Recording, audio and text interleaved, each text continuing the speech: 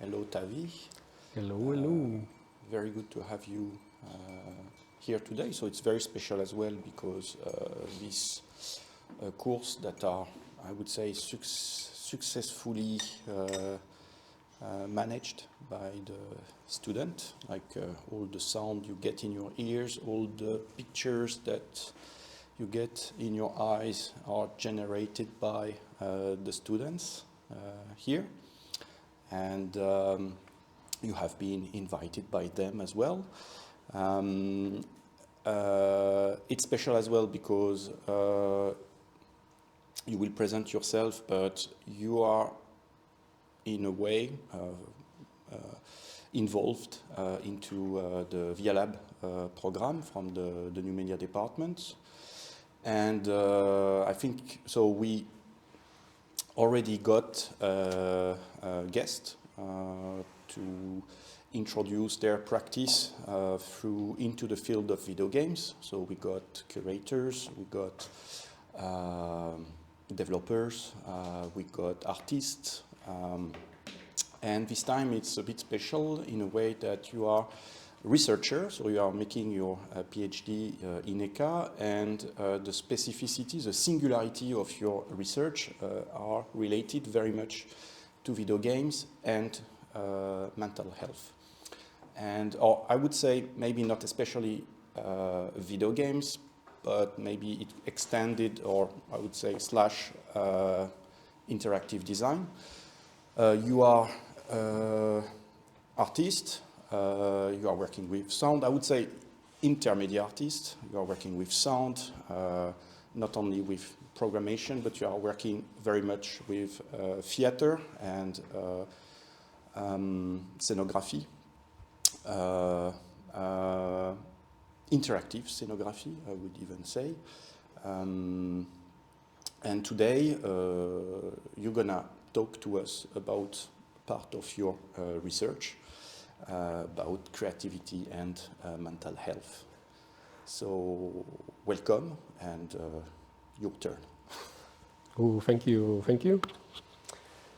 And yes, I'm very happy to be here, because it's kind of establishing this VIA Lab last year together with Reimo and Camille and Sten. It's been a really nice journey so far. So I'm so happy that this thing is working.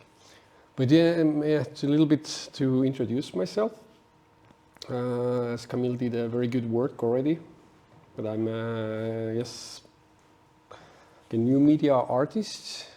I work with multi-mediums, different, is it like a moving image? Is it interactive thing? Is it sound?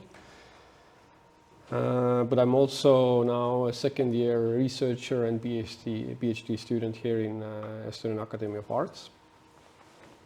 What is a very still new kind of position, but also very interesting. And as Camille said, yeah, my research is focused on mental health and gamification, but also in co-creation and various psychological concepts. But I'm going to surprise Camille today. I'm not going to talk about my research because this I have to do quite often. And I was I've been inspired by the previous artists and the curators who have been invited to this format. And I do especially like last time this Lene Künnap's video when she was talking about her personal experience, and I felt all of this made a very nice connection, and it was very interesting to hear about this. So this is also the reason or the guidance how I chose the topic, what I want to talk to you, mainly to students then. And I was thinking it would be very nice to talk about how I ended up with video games or all of this gamification, and kind of my journey on that, and also through that I want to talk about one project or one game or one installation or one performance. It's very confusing to say what it is. You can afterwards, if you have seen the presentation, you can also comment and think what what kind of a project that was. But it was my kind of a first step into games in this kind of a format. And also thinking about students, so I thought it would be very much more interesting. So this project, what I'm talking now, is called XXX Xanax Edition, and it's also, or it was also, my master thesis project, what I did in Aalto University in New Media Lab, and it was kind of step forwards, moving from my background as a traditional graphic artist, then a graphic designer, then starting to do some Flash animations and also a little bit of Flash games, moving on to more animation, films, music, and then also into performing arts, what I'm feeling very comfortable with. And this is a very big part of my artistic practice, working with performing arts. And more specifically then doing video design and set design, sometimes music or costumes as well, but mainly video design in theater. But my interests have always been driven by technology, and also defining myself as an artist, or just defining myself who I am. So there's two sides. There's one side what I do, projects together with others, and then it's projects what I do to myself. And of course, sadly, not of course, but sadly, I don't have so much time to do my own projects, and this is why the PhD or the research position here is very important, so I can work on my own topics. So yes, about this this journey or this project. It actually started as an interactive theater play and ended up as a geolocation-based augmented reality installation / game / all of these things. And yeah, so what, why, and how? I should have had that picture actually before that. I'm really bad with this PowerPoint stuff, but I try to manage on that.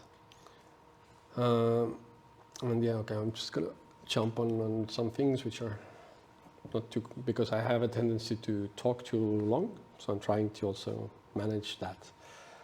So these are kind of the topics what I've been working on for the past, I say, 5 years, something like that.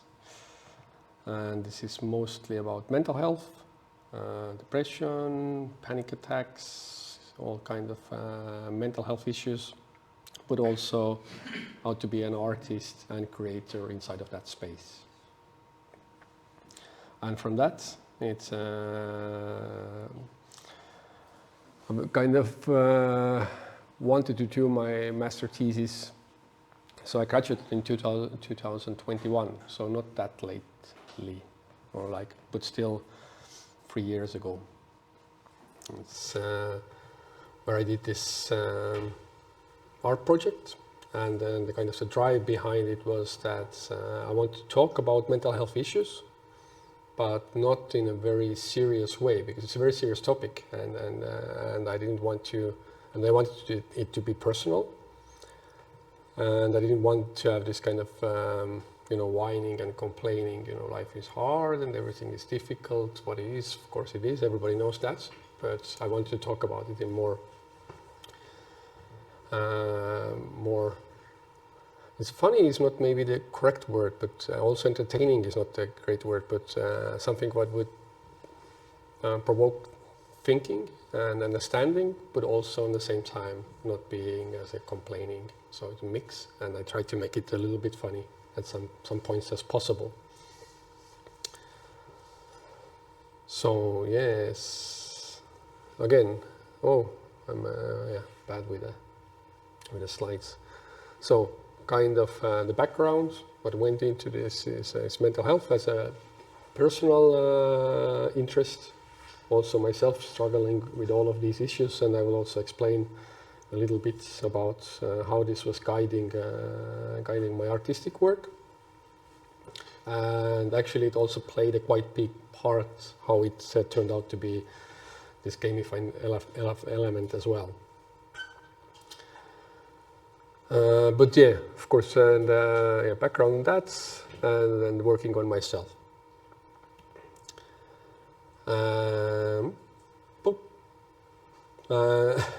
So I would now maybe this is always this kind of thing. Like I'm thinking, like how can I talk nicely about this? That this project actually started to be something else, and then it turned out to be something completely different. But sort of just to go to see that there was one stage, and then there was another stage, how it changed. But and also as now being a researcher, I try to address this kind of thinking part in a more researchy way. So yeah, as you can see that the kind of main question was to how to raise awareness of mental health problems using art and technology, and especially explore these mental health issues as depression and panic attacks, which were very relevant on that period in my life, and using art and performing arts and installation and mobile technology, and later on also augmented reality as a tool. So as I said, it was two projects. First, it was now I'm going to say it was a theater play. It was meant to be as an interactive theater play with no actors, but instead of actors, this kind of robotic teddy bears on stage, or actually even better, like the main idea was that it's a very mobile performance, so it doesn't need to have a theater stage to be performed. So it was everything that I can pack everything into a suitcase and go to whatever festival or to whatever venue. So I can be even in nature, in a park or whatever. Everything is battery powered, and perform, and I can perform the piece. And this I actually showed it as well. It's kind of a half production part on one festival in 2017. So now you can see that actually the process goes back a bit more in time. And this was the setup. It was in a children's playroom, but it was inside of a theater building. And the idea was that the teddy bears will talk with each other and sharing their kind of experiences of having a depression and panic attacks, and kind of as a performance develops, they start to more and more interrupt each other, and in the end it kind of turns out it's just the same person who's been divided to multiple personalities. But they're like kind of complaining and whining with each other, and there was also quite a big part of designing this.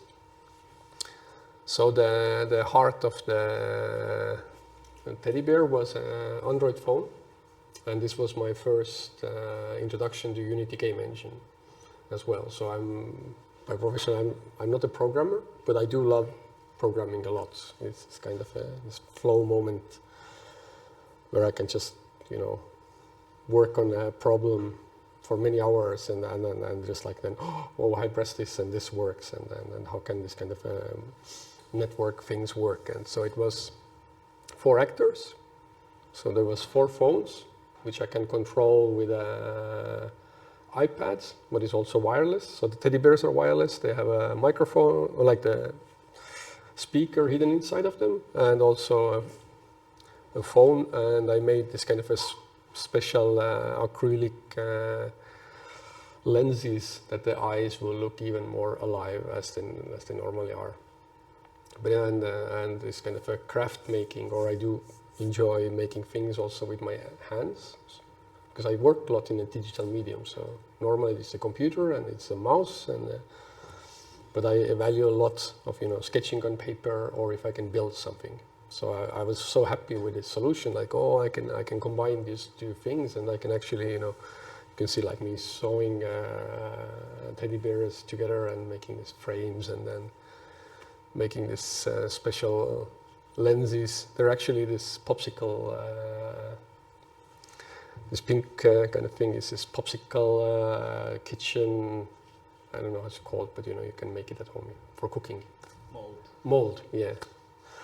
So the silicone one was really nice. And first patch, of course, didn't work because I didn't know that there is a big issue of UV lights changing the color of the lenses, so they turned yellow, and it was not nice. So I got the new resin and fixed that issue at first. So it was a lot of fun, just building this and doing something with your hands.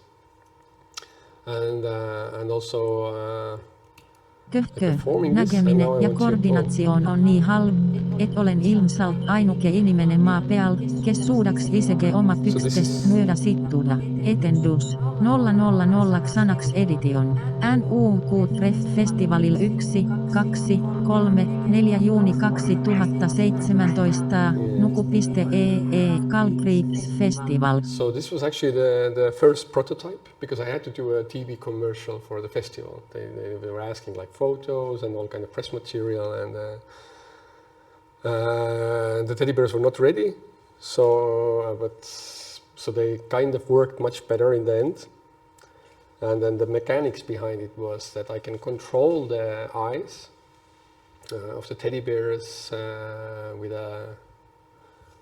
Can I also zoom in here? I'm thinking like maybe not. You see me with the iPad, so I can control the eyes with the iPad and start the things. But the mouth is actually listening for the voice from the speaker with like a smartphone. It's a super nice device. It's a smartphone. It has everything in it. It has cameras and microphones and everything. So it was listening to the voice, but was pre-recorded, and moving the mouth according to it. So basically like an animation technique, but automated. So it didn't really matter what the teddy bears were talking. The mouth still moved quite convincingly, and it looked kind of real. And there was also like a second version in my head, so that I can do this for live, so that you can just, some actors can be somewhere speaking with microphones, and the teddy bears are live. So imagine a cafeteria setup, when the teddy bears are on the tables, and the teddy bears can suddenly say like, "Hey, you guy with a big mustache, just move me a little bit. I don't like to sit here." So they can be even more interactive. And this had like a really nice moment as well, like during the festival. This is like a close up of the device, what was inside. So what happened in this kind of a festival? I was supposed to perform in 3 days. And the first day there was a huge technical issue. So the local network was down, and nothing worked. And it took like loads of troubleshooting, and at that point I was a very lousy coder as well. So like, why this thing is not working in Unity? Why all of this is not working? And it ended up on the first day that the audience was still waiting that they can come see the play. And I had to go up and say like, yeah, this is everybody knows that it's a technological theater work, or there's like robotic bears and all of that. And I had to go out saying like, the technology is not really working, and the performance is not happening. So please come back tomorrow. Of course, I felt really bad, but and I was very nervous.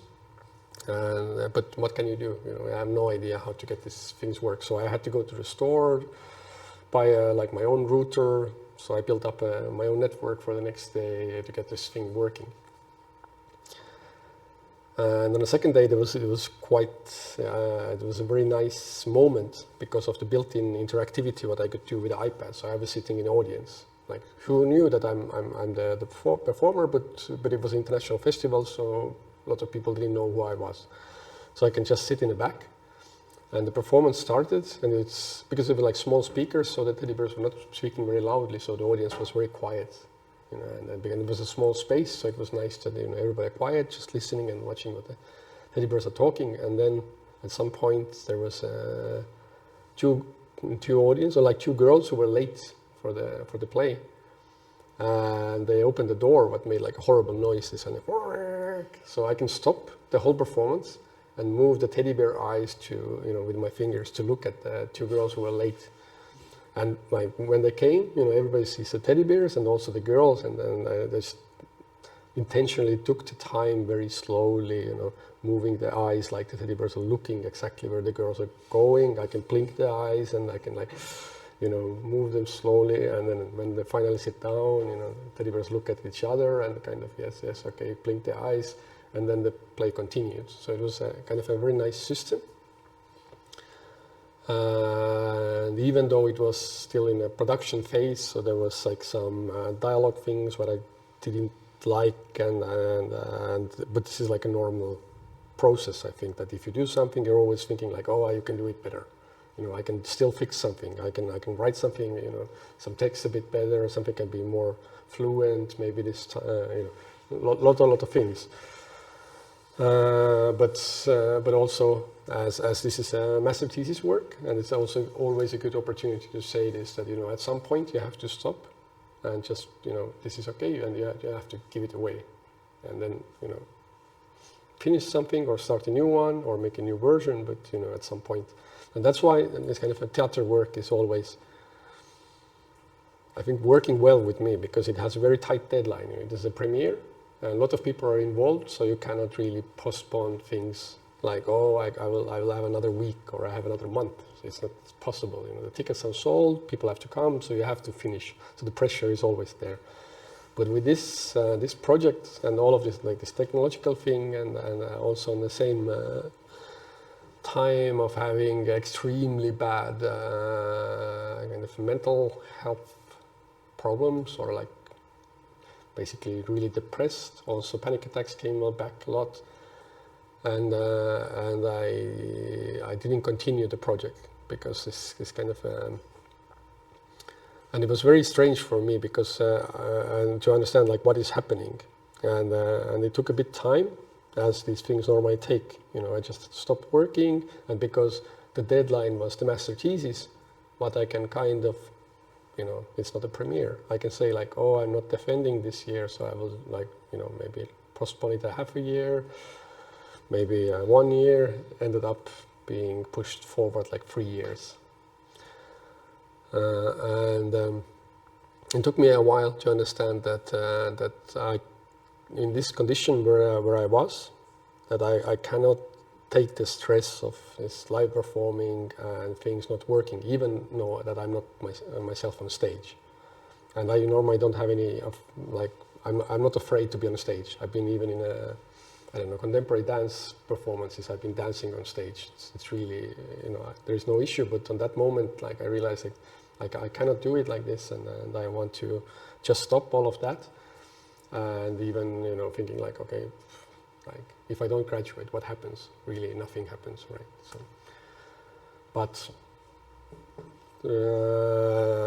after that, like in a year or something, I moved to Berlin for a while to just kind of away, like changing your scenery and also your thinking and all of that. And I was more concentrated on electronic music and this Berlin scene, kind of nice. And I was building some synthesizers, and these 3 months when I was in Berlin, I kind of realized that there is a different way how to do all of this.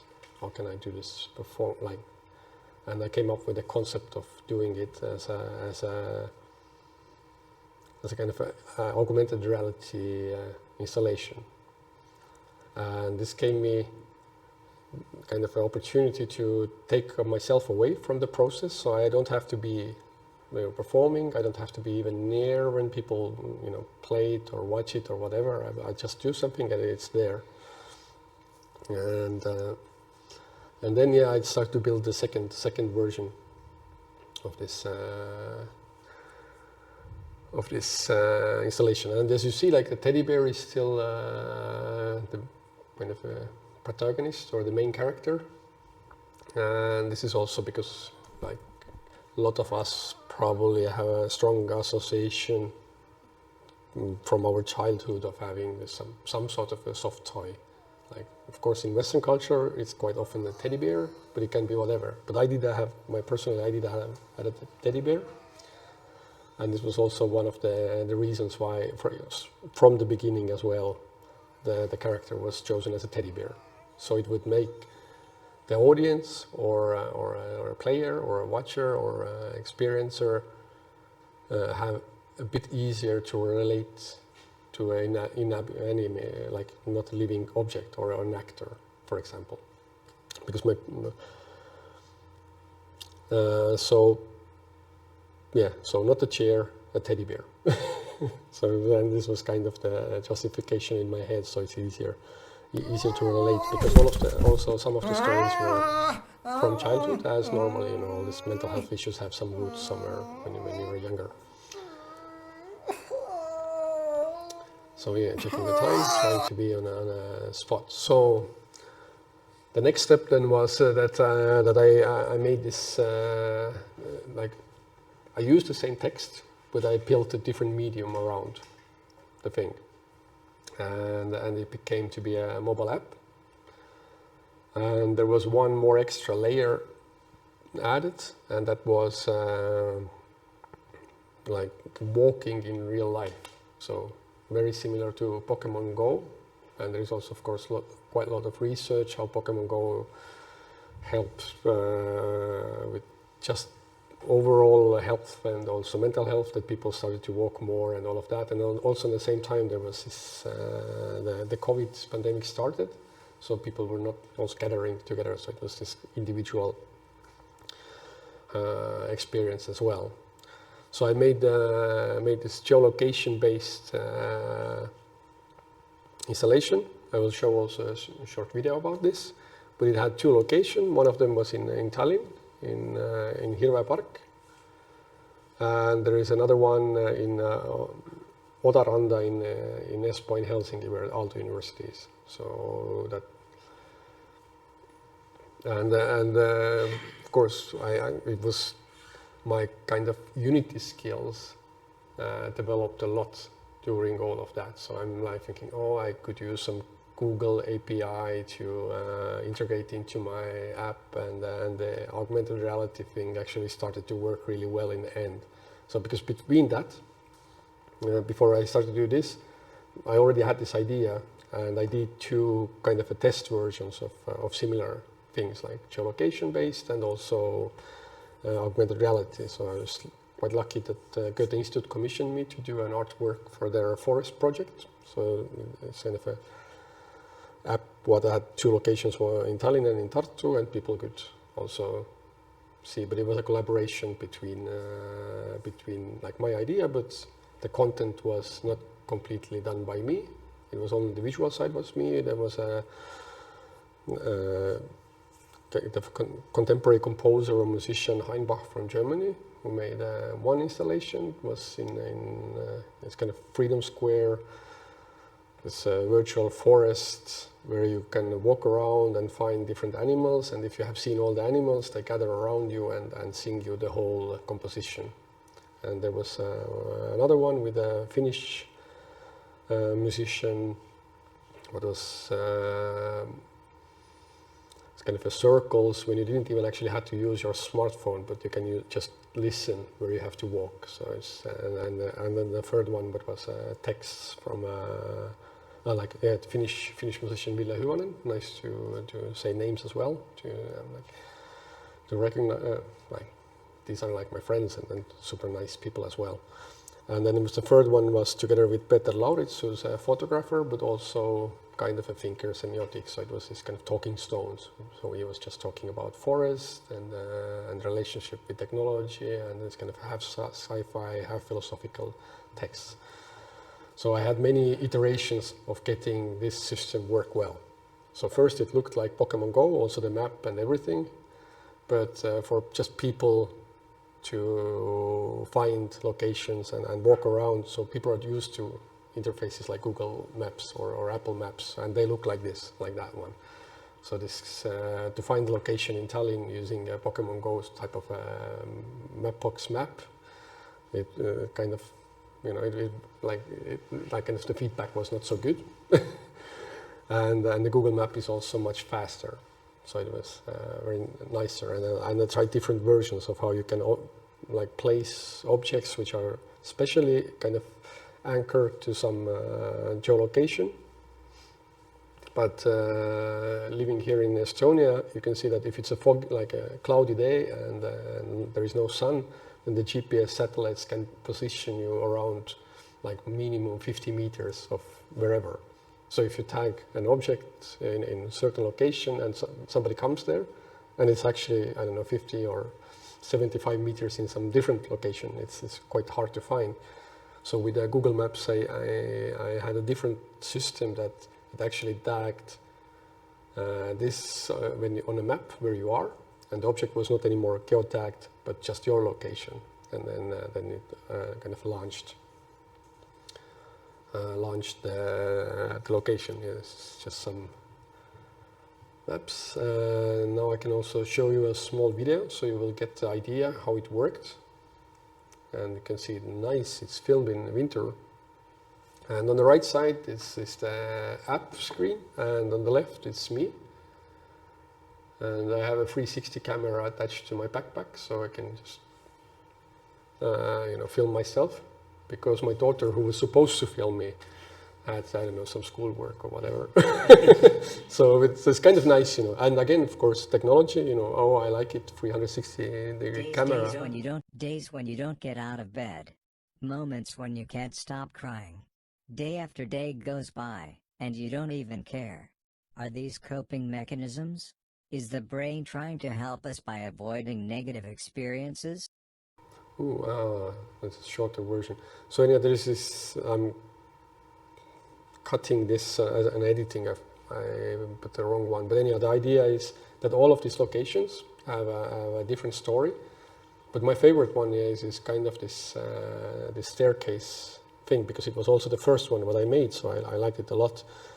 But it was illustrating the kind of a cyclical nature of depression, so that you know it comes back. You know, you feel well, everything is okay, but then again you fall down, and then you have to climb up again. It's kind of, and then this kind of texts what's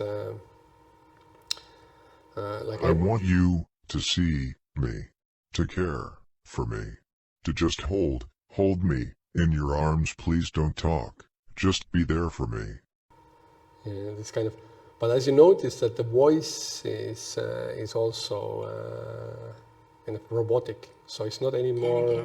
So what I did, I actually even removed all the human element from that. But it was a conscious choice of thinking like performance experience and all of what I had there, and thinking that okay, I can hire or ask some actors to, you know, friends, maybe I don't have to pay, but it would be nice to pay to act this kind of text or read them in a better way. But I thought like, okay, if I'm going to make this change of not having like this kind of a human presence from my side at all, so I'm going to remove it also from the installation. I'm not really sure it was a good idea, no, because it's on that time the AI voices were not so well developed, and it was quite hard actually to get a voice that sounds nice. And I had a friend of mine who was helping to build some models as well, like some machine learning stuff, but that also didn't sound so nice. And then at some point, some paid service came along. It was like, oh, this is the kind of the easiest way to do. But I still like pitched the voices a bit so it would sound maybe more like a teddy bear thing. Attacks were my worst enemy for years. Yeah, but there, the concept was this, that there were animation loops. And in some places there were like more than one text, but you can listen, and in some of them are like only one. But to kind of get the whole experience, you had to visit all the 9 places. Took around 40 minutes, so normal like contemporary dance performance and duration, but also you have to walk 600 meters. So that's not that long, but still it had this physical element on it. And the walking was important also because of my own experience of noticing that if I'm not going to my studio, if I'm staying at home, then my kind of overall energy levels and then my mental capacity and everything starts to go down. So it's kind of a minimal physical exercise what you can do. So and then so if I walk to studio every day in a week, I will be much more productive, also a bit happier. And if I stay home for 2 days, it starts to go down. So and at that point, it was still like kind of an intuition. So it was like inside of me feeling and experiencing something on my own. And that's what I've been changing while doing my PhD. So and also the reason why I finally saw. I do have one of my supervisors, Helen Uusberg, who's actually a psychiatrist. So I can test my concepts and ideas in a kind of scientific way to get validation. Is this thing working or is not that thing working? And treat depression and anxiety. But still, even when I did this, I didn't know about so much about. I haven't read so much research or so much game design parts or connections with performing arts and technology and games. But thinking about this, like a little bit, like now seeing back, I'm of course I'm not 100% happy with the project, and it's not up anymore not in the Google Play Store or in an Apple Store. But because I took it down, I was thinking like, oh, I do a better version, and I never put it up. So it was up there for a very short time, only for kind of getting the evaluation for the masters, and then I took it down again. Actually came up a bit later because there was a problem with the name. So you can imagine if you put like the whole thing was called like XXX Xanax Edition. Yeah, I was going to ask about that. Why? Because Xanax was one of my ask. Yeah, I was going to ask about that. Like, why the triple X in it? Because that's usually some sort of signifier for adult video or a bottle of alcohol in an old cartoon. Like, what's So the XXX was a title of my journal, what I've been keeping for 20 years, but mostly writing when I'm in a very bad place. Sometimes even influenced by alcohol, let's say. I write something and then you read in the morning. And it started as a XXX because it started XXX and then it was 999, so it came down to 0. And this was before the Theater No 99, what we had. So it was like, I started to write this like this way, 10 years before that happened. So it was like the XXX was the title of my journal. Xanax was the main coping mechanisms on that time, how to deal with panic attacks, which were really like influencing my life a lot.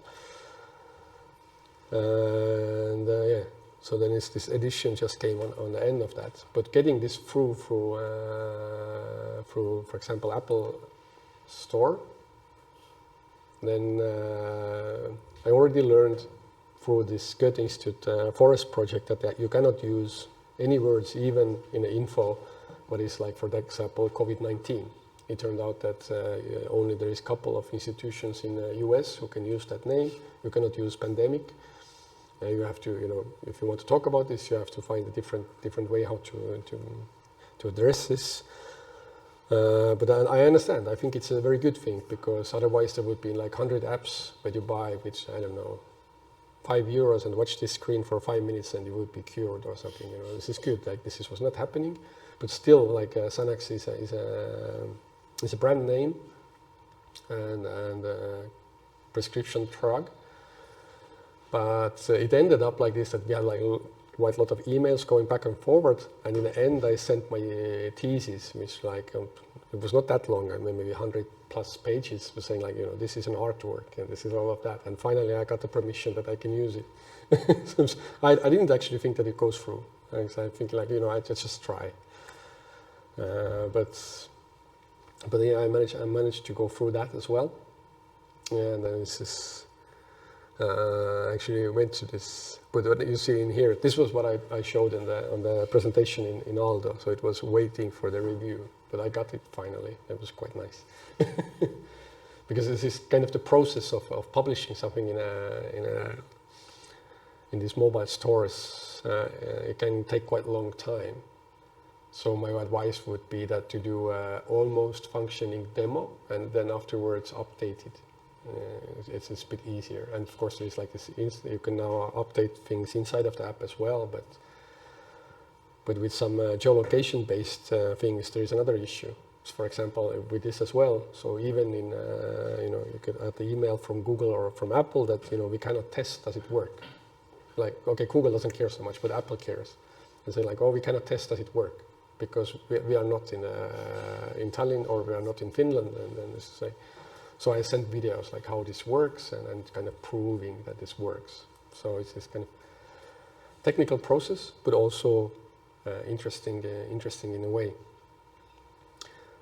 And yes, so yeah, design limitations, kind of things what I built around. But this is a kind of a very personal project, and this is also an art project. So I was thinking maybe it would be interesting for you guys to hear. Like how you come from some different practice, end up with games, and also that you just don't have to do like a game sort of thing, so you can do some different kind of artwork. But what is important, and I forgot to, in between, is the justification of the medium what you use.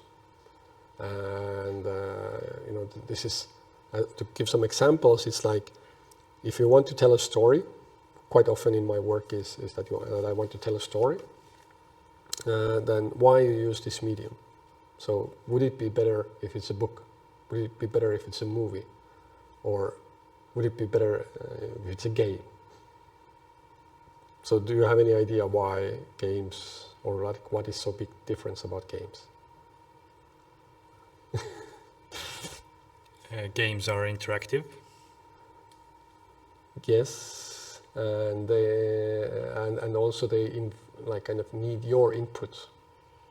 And in my practice, I'm mixing this kind of. I'm using this term called multi-reality. It's not. I didn't come up with that. So there's research, and then there is some papers which are written, and then you have to adapt to some terms used, but it's kind of a multi-reality thing that you mix reality like this when we are here and virtual reality, and the kind of the medium is that I'm using my body. So, for example, in this case, it's walking. So it kind of even makes it more personal, the experience. And but in this thing is, of course, what I was missing, and also in some other projects, what I'm thinking is this kind of like the social aspect as well, because in mental health it's very easy to isolate yourself, and if the medium what you use to, I don't know, just you read a book, you read it alone, you can watch a movie alone, but and you can play a game alone, but there is also a possibility to play a game together, but kind of take away this social anxiety part on that, so you don't in real life actually have to meet people. So you can have some virtual things, or you can have very controlled versions how you can talk with people. And so this is what I'm also now trying to do. I have a question. Yeah. Oh, microphone. Yes. We are building the library of these things. With the development of advanced reality, with the new Apple glasses, do you see yourself at any point developing an app for them in that art installation of yours? Most definitely, yes. I'm going to try. I know that there is 2 pairs coming to ECA, they're actually going to be in the architecture department, and because my kind of game development is based in Unity. Then yes, with Unity Pro, not with the free version, but with the Pro version, you can develop. But I think this will change, because there is not so many Apple this kind of Vision Pros around, but if there are going to be more these kind of things, I think it's going to be also on the free versions. But definitely I want to try. But I haven't tried any on my own yet, so I don't know how it feels. But I think that there is some possibilities that you can harvest. But again, I'm keeping in mind this, that like, why then to use this? You know, is this actually the best medium to go with something? I don't know, because okay, there is loads of videos on YouTube, people riding bikes and doing stuff and moving around with this. But why would be the Apple Vision Pro be the best? But I have done virtual reality projects quite not much, but some peak projects as well. I did a VR expo pavilion for Finland when it was in Astana, and some other VR projects as well.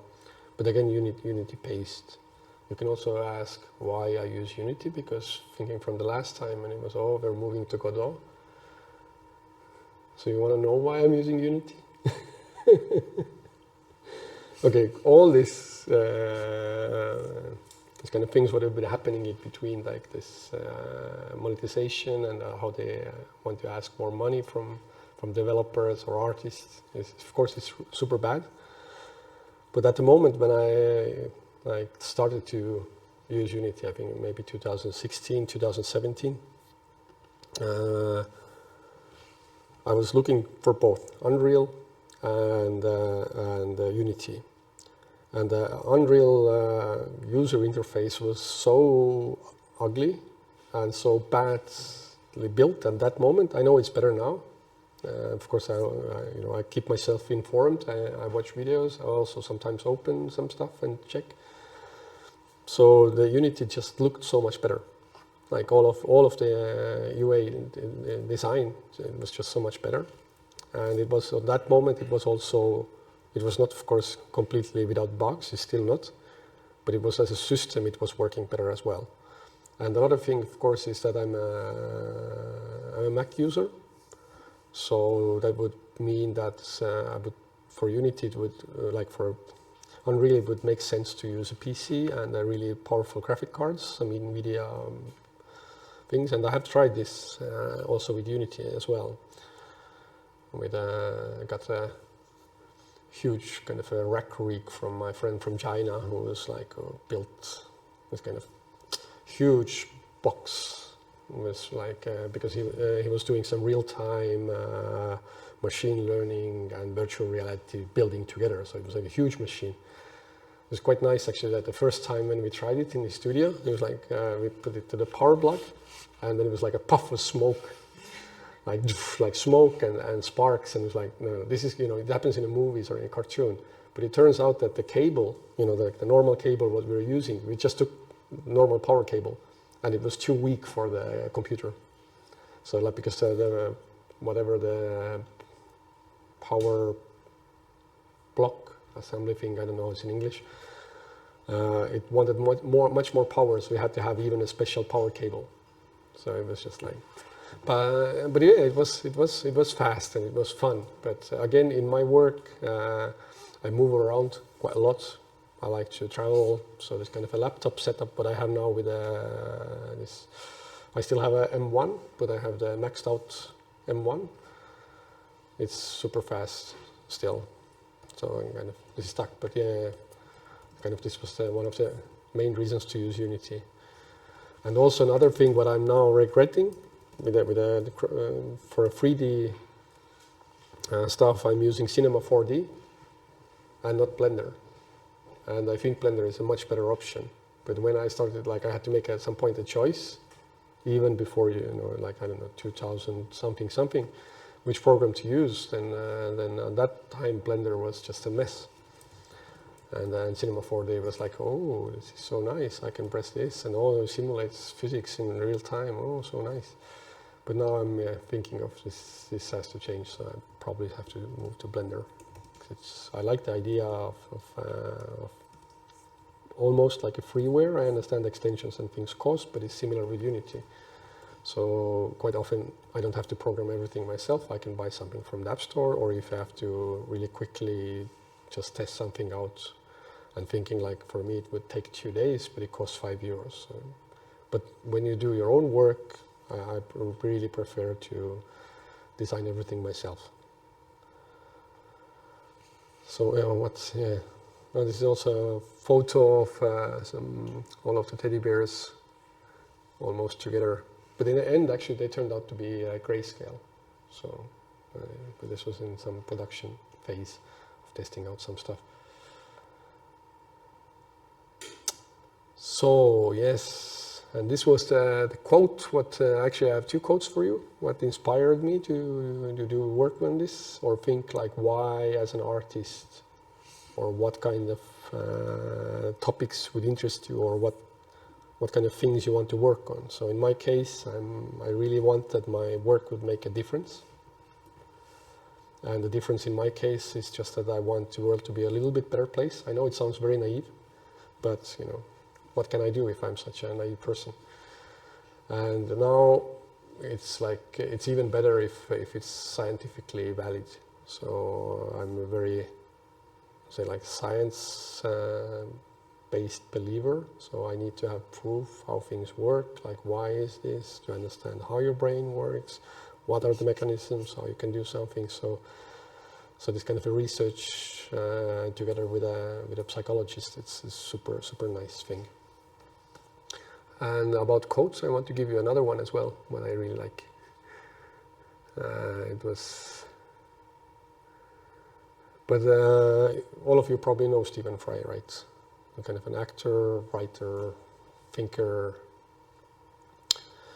But he has a bipolar disorder, and it's, I cannot say it's a funny story, but it's an interesting story with this kind of, does everybody know what bipolar disorder means? Or no, more or less? So a very simplified way is that you have very, very highs when you're very confident, very creative, and everything is super fine. And then you have very, very deep, dark parts where you know, basically, you know, quite a lot of suicides and stuff happen on that part. And there is this experiment,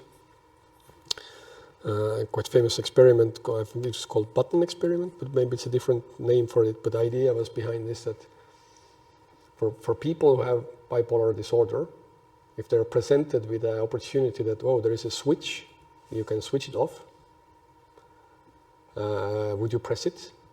But there is a trick. Like if you press it, it's only one way, so you cannot turn it back on as well. So it's like almost half of people who have bipolar disorder said like, oh, they don't want to press it because the highs are so nice. So on that I'm also seeing like quite many artists and then just people who inspire me end up having bipolar disorder. So at some point you can think like maybe if you want to be a very successful and a creative person, this is a good thing to have, but seriously, of course not. And yeah. So now I'm working here in ECA, also developing this VIA lab together with mostly Camille, Sten, and Reimo, and now we are in the moment of establishing a research lab with some funding, small funding, but maybe hopefully future a bit more funding.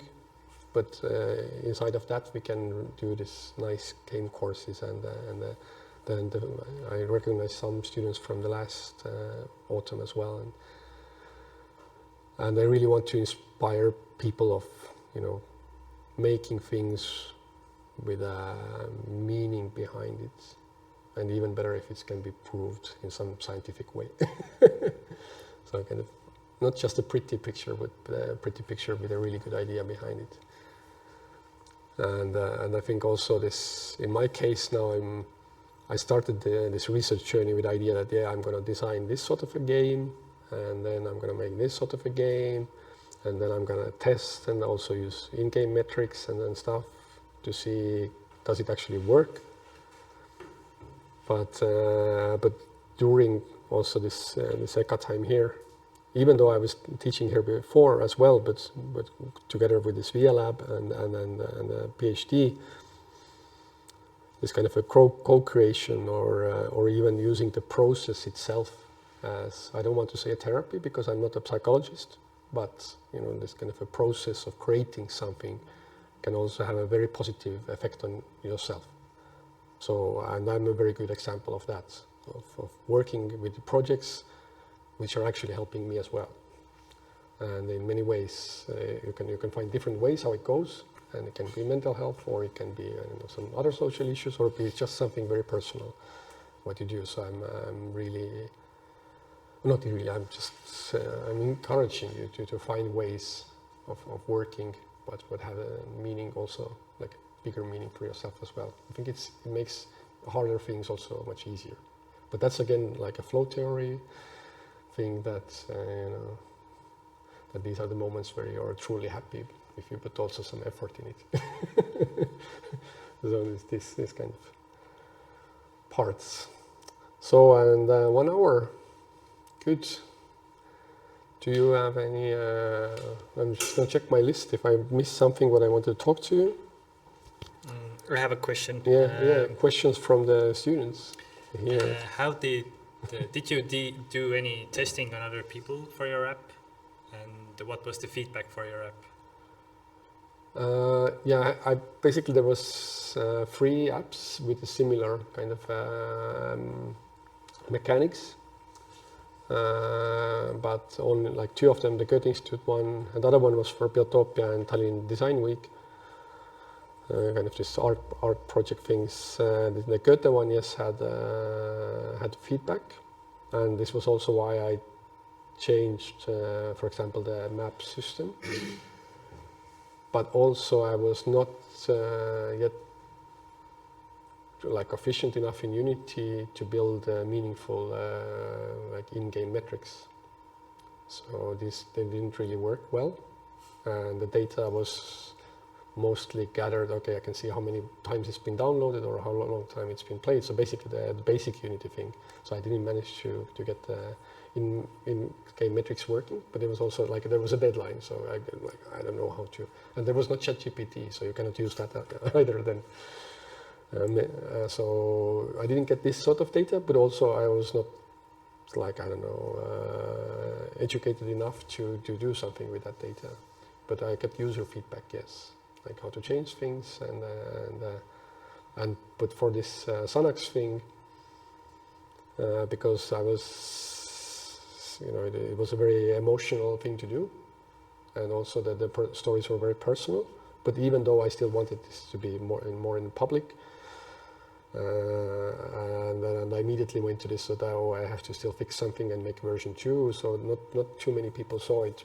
So I was mostly just, and I got feedback just for kind of close friends circles. And people didn't like the robotic voice, yes. But I would have really wanted to know, how long, like how many stories people listen, or how long do they listen something. But I was not smart enough on then how to do it. But then it would be just something to know. But there was no kind of concept behind it and how it would be used or like would it be beneficial. It was only kind of an artistic attempt to talk about serious topic in a more entertaining or in a different way. And then at this walking kind of thing that you had to go outside, you had to go to a special location to see it. That means like if you are feeling really crappy, maybe this walk will help you. But it was a hypothesis in that moment. Now I know it works. I have a question. Maybe we will go a bit like off-road, going out from this work itself or your practice. And when I connect the notion of mental health with video games, so of course, like all what you presented is very. I think it could be funny picture for you for a while. Oh. I think now it's called autoethnographical research. I didn't know how to write it. But okay, was wrong. If we go in the, if I think about video games from, let's say, like the classical aspect of video games, if I can say classical aspect of video games, but I'm thinking of games when I connect mental health about, I don't know, like Psychonauts, or maybe more recently games like Celeste, or even serials of that become more and more famous now, but like Persona, or even like RPG games where that are like where the psychology has for few of them, cannot say all, but few of them has a really huge element of not of the gameplay, but definitely about the narrative. And as I know you, you are not especially yourself like a specialist in that domain of games, but I know that you are a gamer anyway. And I think that I would not ask you to compare your work to that games that I described now, but I would, my question would be more about like what games inspired you. Okay, but I want to answer another question as well, what you didn't ask, about mental health and games. But I will start with this because I think also raising awareness is very important, talking about these things. But another aspect, what I hear quite often from people is like, oh, but this, because my work is mostly work on mobile. Because I want to have, that whatever I'm doing, I want that people have all the time with them. So if they want to play something or do something, it's so you don't have to have a huge gaming PC for this. So, but the screen itself, like they are, that's the bad thing, like people are playing too much, and then this is, bad. But and there is two sides for it. I think like one thing is like too much of anything is bad. But also I think that there is like how we can harvest this medium to actually do something good. And the quite interesting research what was, I think now like a couple of months ago, done actually in Estonia, what is quite nice, because cultural context also plays a big role, how people are actually interacting or how they're feeling or what they're talking about and what is accepted and what is not. But in our this kind of a Nordic and Baltic and this kind of cultural space, it turned out that that not the screen time or not the playing is kind of behind of like this kind of because we have a huge mental health crisis, and it's not just in Estonia; it's all over the world. The World Health Organization is writing, wow, it's second place now, and in 5 years it will be the first place. But it's in Estonia, it's even worse. Like, and especially young adults. What is my target group? It's like 48% of young adults are affected or in some way mental health problems are appearing, and it's a huge amount. And it's actually raising among girls, what is quite surprising also thinking about this, and the screen time as well. But it turns out that the reason for this kind of why you spend so much time on screens comes from something else. So it comes from normally your home, your home situation. There is something wrong with your family, or whatever, these kind of things.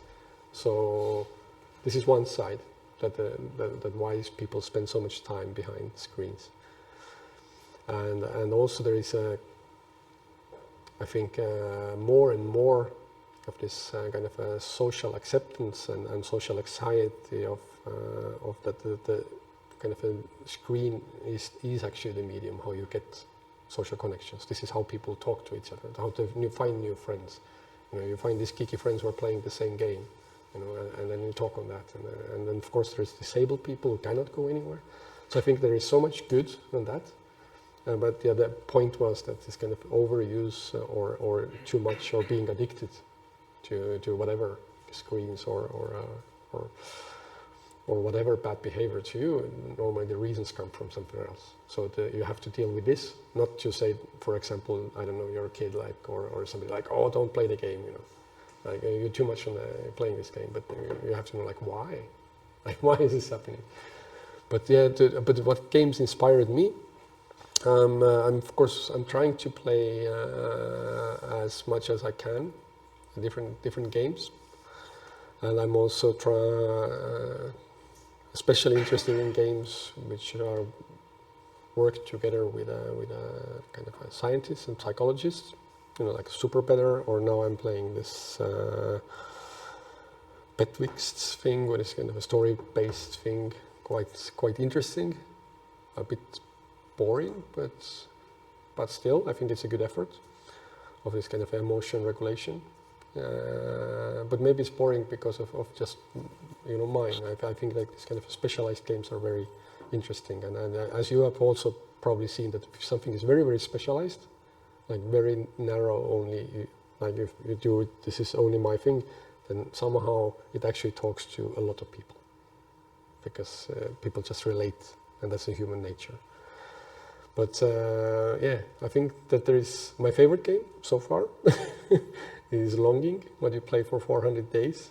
Of course, everybody, like I've been like, posting about this, but actually you don't have to play it 400 days. If you make your own home very beautiful, then you know, the time flies.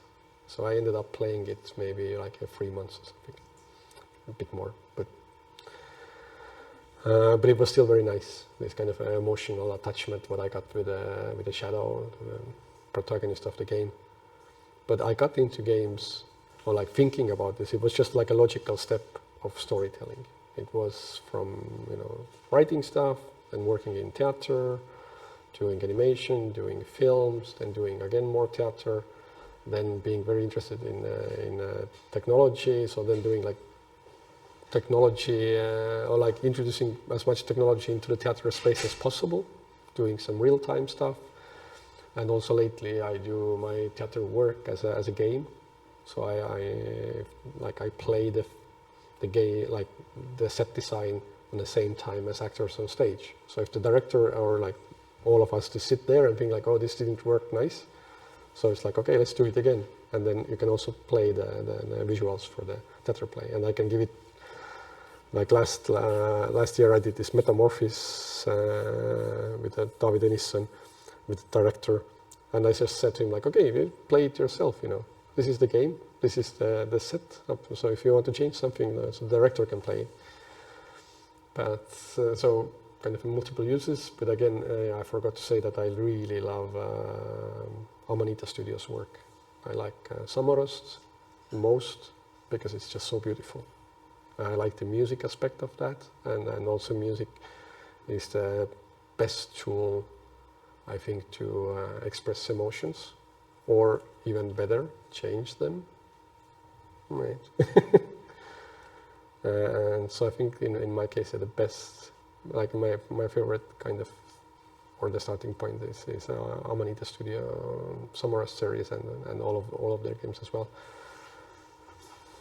So if you are introducing video game elements into theater, what is the experience like for the viewer? Or do they interact with it in any way? So far, no, except of course this project in the beginning had this element. But there is a coming project. Also, it's going to be available for you, VLab students, to participate. There will be a theater play, what is actually a multiplayer experience. So you go to see the play. This is premiere in 2026 January. So there's a bit time there, but the work process already started. And yes, there is this kind of a social aspect, and also co-achieving or co-experiencing something together. So the audience have to download the app before, and they're going to play the performance. Nothing is going to happen if they don't play together. Like, and every performance can be a little bit different, but it's basically kind of open world game with a possible narrative somewhere in it. But there will be also, at least now planned, 2 real actors, And the set design will be projection mapping based, and also immersive kind of a surround sound thing. So you will enter like a level controlled by the whoever in the theater. So you can play it, of course, before and after as well, some parts of it, but there is like one, you can call it a level, but you can also call it that the performance is one level in that game. But it's a multiplayer game, and everybody who are in the theater will get a code, so you log in and then you go there and then you play it together. So this is a very direct kind of attempt to see how this works, and there is multiple aspects and layers on it, like why to do it, like why is this important that you tell a story this way, like why is your own personal involvement needed, or actually I think there will be definitely a possibility that you don't have to play, but you can still watch, you know, if you don't want to, but if you want, you can. Everything is kind of voluntary. And that will also be, there's like kind of two layers to that project. One is the play itself, what will come out, but the other part is this kind of a pre-work or the co-creation part of that. So that how we create this. At the moment there will be no director of this play, but the youth theater was very like, okay, like no, okay, because I talked with one director from there, like Taavi Varm, and then I did another play for children with Maris Lill, and I really like how she thinks, and she's a director, actor, and then also like all of them have many skills, and also educators, and like how we all together, and also students as the target group, as the young adults will be also involved. So how this will involve. But I do have this kind of a methodology and methods that I'm using in this kind of situations or in a process of that. So I think like I value the process a lot, and this is what I like about theater as well, and like why I work. I've been working in theater since 2001. I've done more than 50 plays, and just to like I just really kind of like this like experiencing something together. So if there is something good happening, like everybody are happy. Something is not really well, like the premiere is tomorrow, this is not working, that is not working, then we are still together. But it's kind of easier to kind of go through these situations, and also like this, and it's amplified. That means also that the positive side is amplified. And I work quite a lot alone behind the computer in the studio. So coming together in the rehearsals and you know, talking and this kind of this synergy what happens when people talk to each other and the ideas what come out. It's quite often you know something what nobody has thought before. Like it just only comes because people work together. So I value a process of doing something a lot. Okay, I have one more question also. I have time. I like to talk. Okay. So as understood, your path started basically by your own experience. As you told, you walked and then you understood that your situation is like mood or getting better because of that, to going outside and having some sunlight and walking all. But currently you're also like more into articles and having more scientific based stuff in the background. So what was most unexpected thing you found out there, which you can maybe implement into the game? Yeah, that's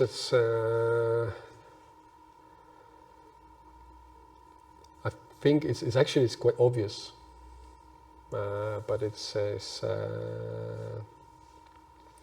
don't know, try to pronounce the name right, but basically it's a flow theory. It's Mikkel.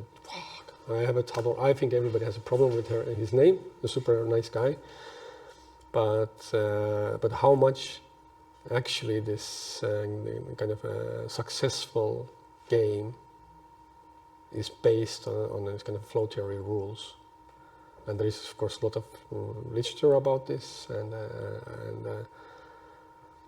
but I was so surprised, I think, that it's so direct connection, because I was interested in a flow theory in a kind of light of mental health, of understanding like how can you be happy with even in the situations which are demanding or not so nice, and how you can go through. And then you realize, like, wow, like this is, basically not just games, basically all of storytelling or whatever kind of immersive, what many want the audience to be immersed into, and can be very directly be linked to this. So I just did a workshop with high school students with the flow theory, and it was very interesting to see that how easy it is for them to kind of grasp these concepts and kind of develop or get this kind of a new knowing, this kind of like this kind of how you can harvest from everything what you know, but how you can pick and find that this works. It doesn't mean that everything works and all the theories work. And I don't expect it, because also discovering what doesn't work is knowledge as well. So far that, and also the kind of other part that I realized that this process, what was in my kind of existing practice, this co-creation, has a huge value in also kind of creating, for example, games. So moving from just making to also being this kind of educator, facilitator part as well.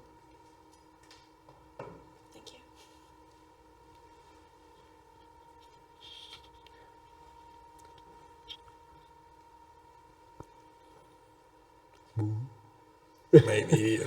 Maybe. No. Thank you very much. Maybe we can finish here. So of course, Taavi, if he's available, you can get in touch with him. He has our Toon email. And if you have any extra question, you can get to him, or you can ask me his contact, and I will. I take the freedom to say that. No, I'm in kind of a nice position, and then also why I talked about my master thesis or something, that I'm also in a position that if you're thinking about doing something like that I can also be in a role as a supervisor as well, because I have the credentials from the academical side now. Actually, can I also ask? So, because I really like to help, like teach. This is something I do it for myself, not for you guys. You will just be like, oh, you can, I will help you, but I will do it mostly for myself. So I feel good, to be very honest. I wanted to ask about the vulnerability of putting all of that mental health stuff into art. Like, aren't you afraid that gallery goers or like artwork viewers will psychoanalyze you or make assumptions about you or something like that? Because that's what I fear when I make art about my issues. It's a very good question and very important question, because of this ethical side of making something that can influence other people. It's like very, very important that you're aware of what can happen, or you can do something bad. You can do something that doesn't work. And talking about, for example, your personal experiences and things. And I know myself that I'm very guilty of that, but I'm also an adult. But it's kind of in these situations, like co-creation and kind of safe environments, when we do some art projects, for example, oversharing can be a very big issue, just on a process side. But also another, like giving an example. So, for example, what I did when I had a workshop with the high school students, where there were like half of them 18 and half of them 17.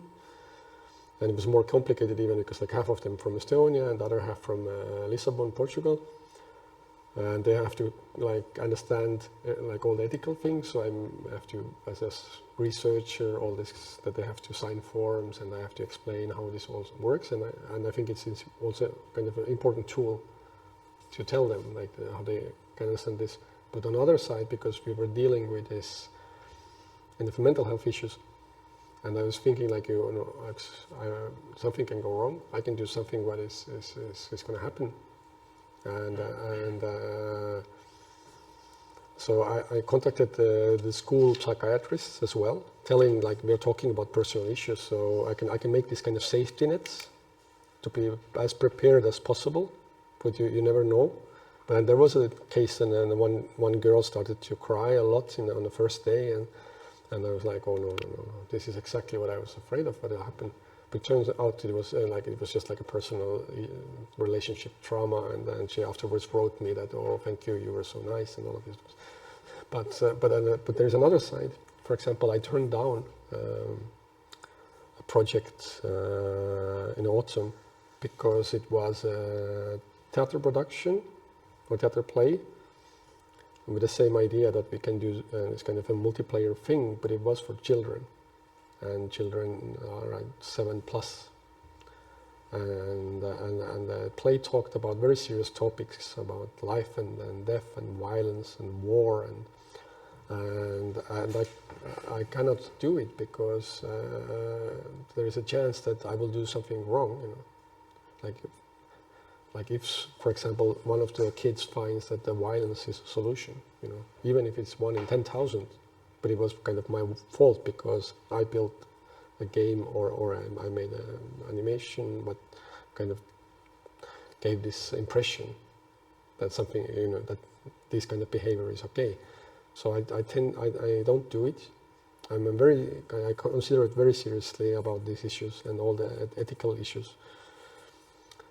And I try to be as prepared, or then say no if I feel that this is not okay. And this is also like why my target group are young adults, so that means 18+. So I can be more free in my creative process, but still, like that they can, you know, that I don't have to have the parents to sign that you can come, and or like inside the European Union actually.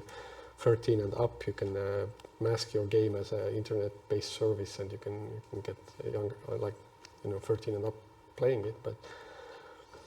But yeah, I really try not to do these things. And also putting myself out there, you know, talking about personal things. This is another aside. But I have chosen this route of thinking that this sharing this knowledge. It has more positive sides for me than my personal fears, and so I think it somehow makes me stronger as well. So if I can, I go to some seminars or festivals. I'm in a talk panel. I talk about these things, and there's also other people, and I think it's actually therapeutic for me. But of course, there are always some personal boundaries where maybe they get wider. Maybe you learn something that, oh, don't do this, Don't talk about this because it's bad for you. It's bad for everybody else. But you never know. But I'm thinking about this, and I'm very aware, very aware. And I think this kind of ethical side is basically the first step. If this is not under control, then don't do it. If you don't know enough, you can find the ways to know enough. And for example, in this children's play, I talk with psychologists because I have no idea how this how this will go, and if there is some red flag, and I understand that this is not going to work, but it also validates kind of my inner feeling. But if you do more and more, you build this knowledge, but it doesn't mean that I will not make mistakes. I will probably make mistakes, and this is also the process of.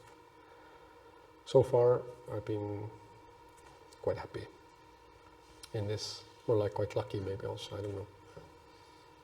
But thank you for that question. And why I didn't have this point on my talk. And again, good lesson.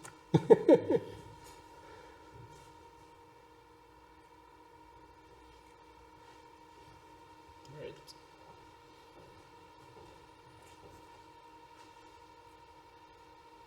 I don't know, I guess it says thank you then. And as I said, I'm based in Estonia right now. Need any help, just ask.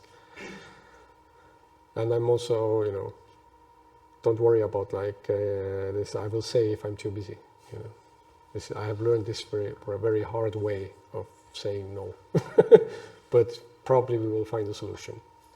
So don't think about this like, oh, maybe my topic or whatever I want to talk is too small, and whatever. This is not an issue, like, and I try to be a nice person, and also say nicely if I need this time doesn't work, we cannot do this, but I'm very happy if I can give back something or help some. Thank you. Thank you.